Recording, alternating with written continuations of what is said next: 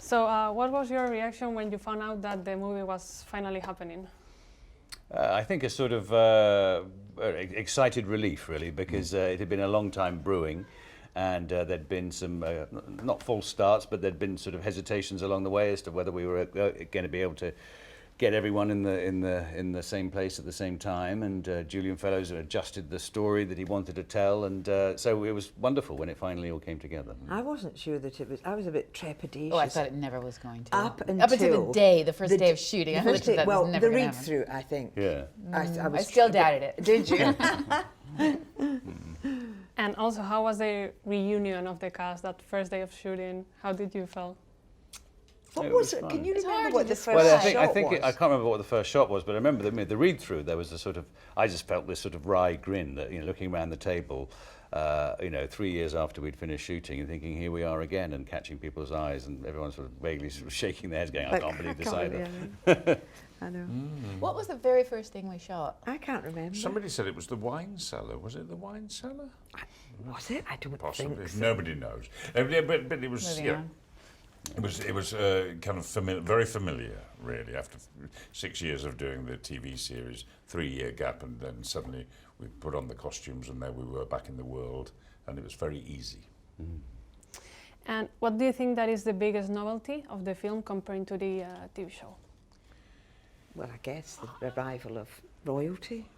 One. Yeah, I think the sense of scale that Oh, yeah. you get with the story, and B, the look of the piece, and that's been the having our director of photography, Ben, who has filmed it in such a lush and cinematic way, and every department has sort of upped their game really to put it on that bigger canvas, and the story itself is a step up. If the Crawley family has always been the top of the aristocratic tree in terms of our world, suddenly there's a new branch above them, the royal family, coming to visit, and that really does sort of elevate the whole story.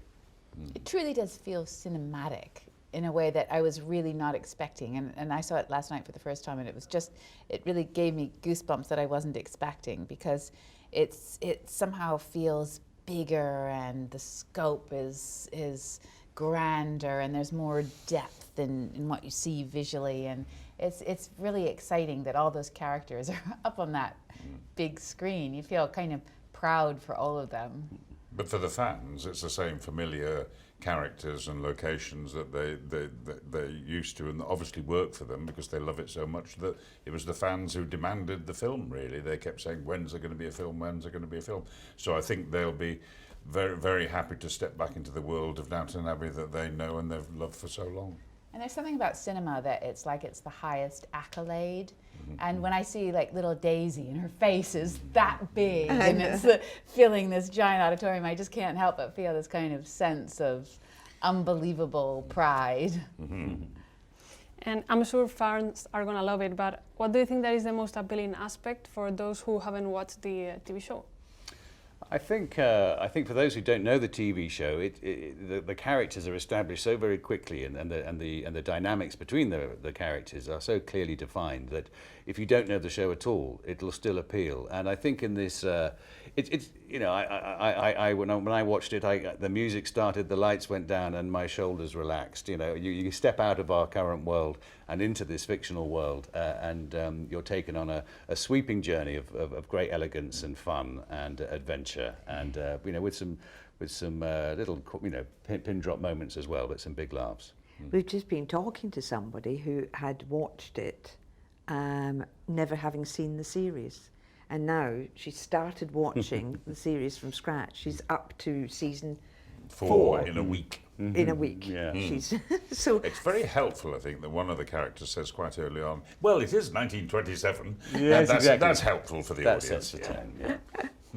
And TV show, there's lots of characters and stories. Were you afraid that 2 hours wasn't enough time to tell like a complete story for all of the characters? I was very impressed that they managed to tell so many stories so economically, and that is not easy to do. But what Julian's always been, what has been his expertise, is to say a lot very efficiently. And that's why he manages to weave this really interesting tapestry, because he can suggest so much in so few words. And also the show is kind of more dramatic than the film. I feel like it's more like a comedy. Did you have that sense while shooting, or you discovered it when you were watching the film? No, I think the tone of it, as I said, Julian had tried a couple of different versions of the story, and actually I think what he lighted on finally, which is this slightly lighter tone, I think is perfect for the cinema. You know, particularly in the world we're living in at the moment, to actually, you know, allow the audience to go on a fun journey, not take itself too seriously. There are still some serious storylines within it, some themes that are touched on that are, you know, are important and are treated with great sensitivity. But overall, I think yes, the tone is light and fun, and it's just, you know, wonderful to go into a cinema and just bathe in that world for a couple of hours. And hear the audience That was laughing great. their heads Because we never see it with an audience. So last night at the premiere, we got to see it with an audience, and when the camera revealed the castle and the theme music came in, people clapped and cheered. You know, oh, that's good. Oh, this is going to be all right. It was nice.